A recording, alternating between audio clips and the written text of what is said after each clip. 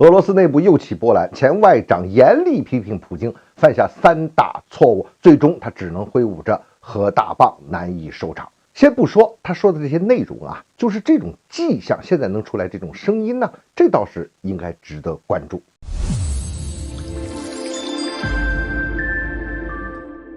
欢迎来到张斌观察，我是张斌。俄罗斯前外交部长科季列夫在接受美国新闻周刊采访的时候就说呀，谈到了今天的俄乌问题的时候，科季列夫就认为啊，普京在这个俄乌问题上犯下了3大错误。第一，轻敌冒进的错误。原来以为可以很快结束的这个特别军事行动呢，一直拖到现在，再拖下去，俄罗斯就可能出现大问题了。第二呢，普京低估了美国和西方对乌克兰的支持，那更低估了美国和西方制裁俄罗斯的决心和手段，给俄罗斯带来了巨大的损失。第三，由于上面这2大错误啊，导致战事拖延、兵力不足啊等一系列的严重问题，而且严重的影响了俄罗斯社会的正常运行，同时呢，也引发了大多数民众的不满。科季列夫还表示，目前俄罗斯已经陷入了僵局，普京也只能挥舞着他那个核大棒进行威胁，以此逼美国和西方来让步。但是西方是坚定的，普京很难收场，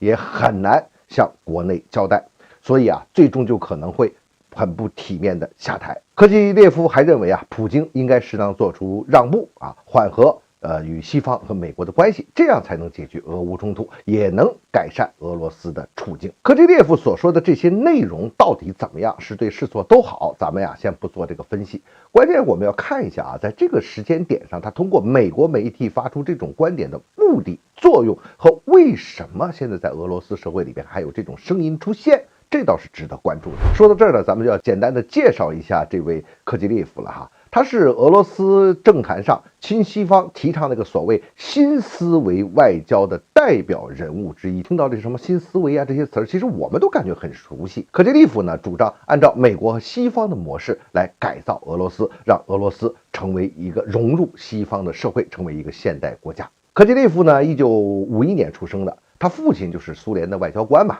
所以他也是子承父业啊，进入了外交系统。1985年戈尔巴乔夫上台之后呢，科季列夫是崭露头角。在苏联解体前呀，被叶利钦任命为外交部长。那苏联一解体，他就成了俄罗斯的第1任外交部长。后来呢，干不下去了嘛，俄罗斯情况这发生的变化大家都知道了啊，他就去了一家医药公司去当顾问。但是呢，他时常参加一些政治活动啊，同时呢，也发表一些自己的观点。所以我们看。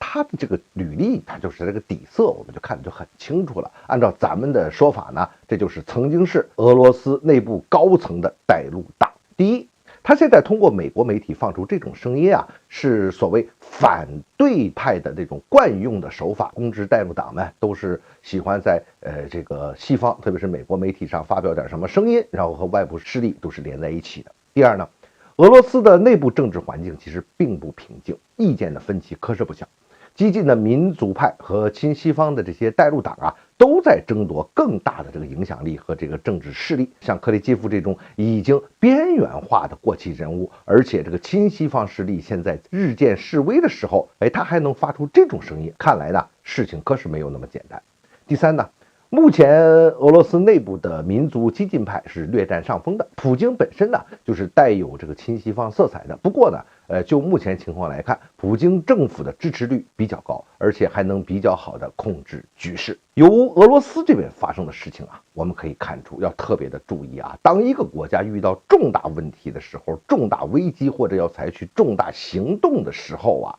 内部的统一团结，对杂音的管控，这是非常的重要。意志一定要坚定，出手力度一定要到位，对受到的外来阻力要有充分的准备。